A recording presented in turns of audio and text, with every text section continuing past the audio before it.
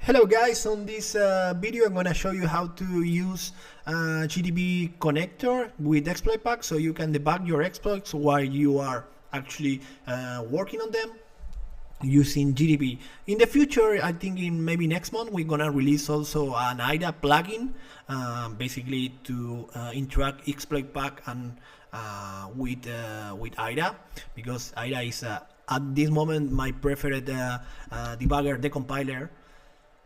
So yeah, but as it is right now, we have GDB. We already have a connection with GDB. You can connect to it and start making your exploit pack and debug it from GDB itself. So I'm going to show you how to do that. So first, you need to go here. I think we have it here. GDB connector. Yeah, there you go. And then copy this shell. Copy it. Save, and then you have to GDB connector, you have to create it or just paste the file inside the target machine where you have your binary, and almost there. And then of course you need to replace the hostname here for the IP that you are using on exploit pack. So because I'm doing it inside the same machine, so it's localhost for me, but if you are running on, I don't know, in a type C network, then yeah, you have to change it 192 or something like it, right?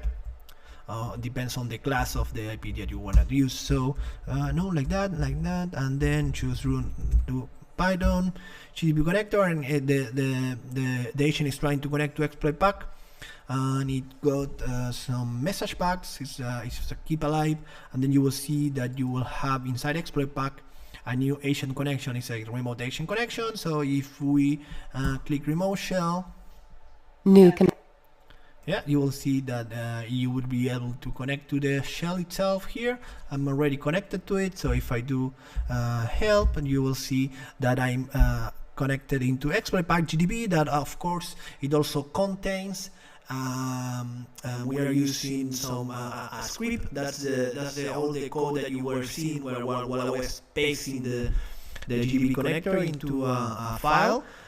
Basically, you will have some innate and features for GDB for making it easier for you to debug. So what we could do, let me show you with this binary. Let's get it just as an example. Let's get it for Linux. There you go. So 1 second. I think I have it here. Okay, so let's go into download folders, zip, JAD, there you go, and then move JAD into my exploit pack folder. There you go. Okay, now I think I have it there, and then we can do file, home, Saco, I think it's exploit pack with capitals, so exploit pack, JAD, there you go. So now I just gonna do it directly from here, but you can also do it from exploit pack itself, and then run. As you can see, we got control because I already made an exploit for this particular binary. That's why I'm showing, but we have control of the intrusion pointer here, right, on this particular exploit. And as you can see, it's really easy to read directly from here, where you can do backtrace, info registers, context, your context. Yeah, your typical GDB stuff. From here, what you can do is to start writing your own exploit, and then choose this. This is not the one, but you can choose click send to shell. And something you can do as well. For instance, let's just do it here as an example. Let's select on exploit. Let's go here. Let's try to make a rope chain for that exploit.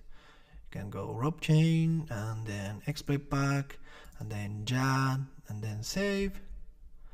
And from your creating rope chain, and your rope chain should be somewhere here. If I install rope gadget, probably because that's what it is using on the background.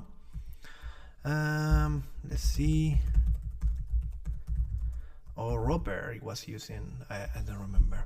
In any way, so you have to install it, and then basically what it's gonna do is to run rope gadget or roper, as far as I remember, and then it's gonna give you the arguments to construct the rope chain for you directly there. So it's not as advanced as it's gonna be the new IDA plugin. The new IDA plugin is gonna allow you to create the brown patterns. It's gonna allow you to search for the offsets. It's gonna allow you to look up for gadgets, and it's gonna let you create the rope chains for you manually or automatically, and then it's also gonna create the skeleton exploit with the rope chain, basically because with IDA we have access to the IDA API, so we can actually do much more with exploit pack and with the API of IDA than with GDB. I mean, you can do it with GDB, but it's not as friendly as with IDA, or at least I like it better. In any case, guys, thanks for tuning in, and I'll see you in the next video. Bye.